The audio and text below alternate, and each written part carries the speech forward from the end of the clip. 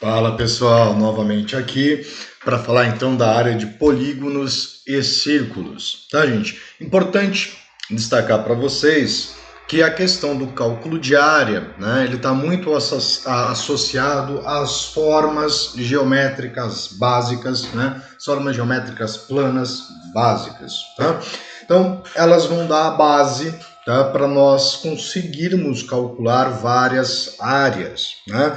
Já que eu posso muitas vezes pegar uma certa região e dividi-la, tá, em figuras, né? Ou aí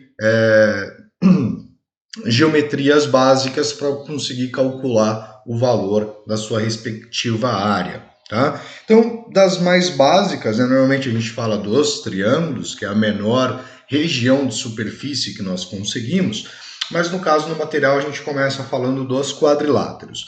Tá? Então, quadrilátero é toda forma geométrica plana, tá, que apresenta 4 lados. Perfeito? Dentro do conjunto, então, dos quadriláteros, nós temos os paralelogramos e os trapézios. Quais são as diferenças entre eles? Um paralelogramo é qualquer figura, tá, de 4 lados que apresentem 2 pares de lados paralelos. O que isso quer dizer?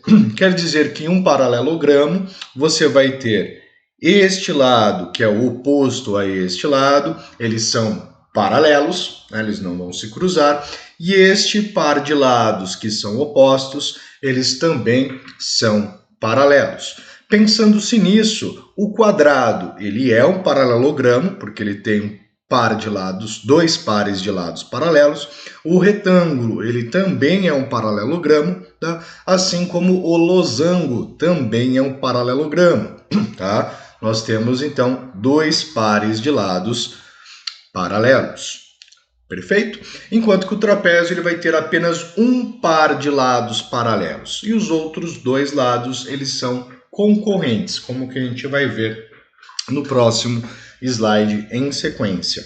Tá? Então, basicamente isso. Algumas outras relações que nós temos, por exemplo, né, o retângulo, tá, gente, o quadrado, além de serem paralelogramos, eles apresentam o ângulo reto.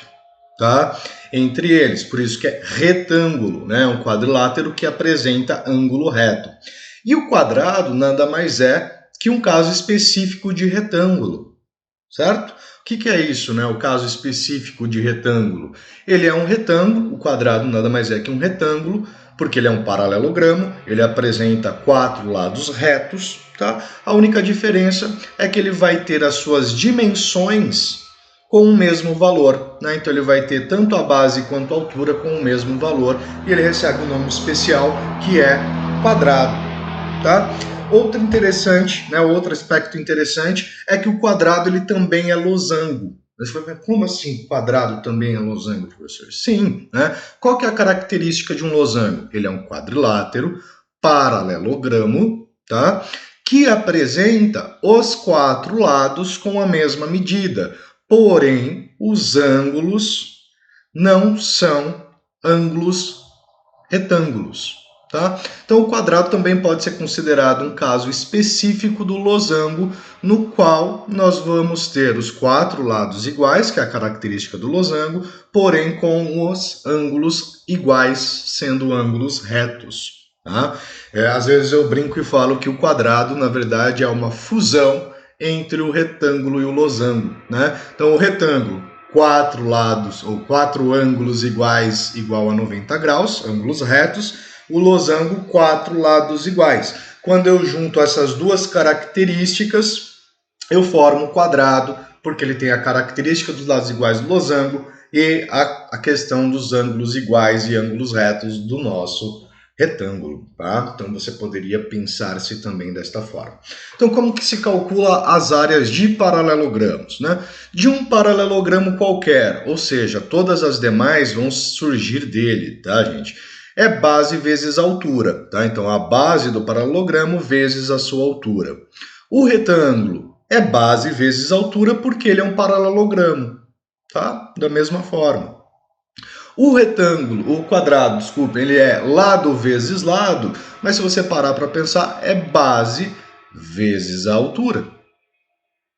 tá? Que é a mesma relação do paralelogramo. No caso, vai ficar L ao quadrado. E o losango é a diagonal maior vezes a diagonal menor, tá? Vezes dividido por 2, né? Então foi levado em consideração 2 vezes.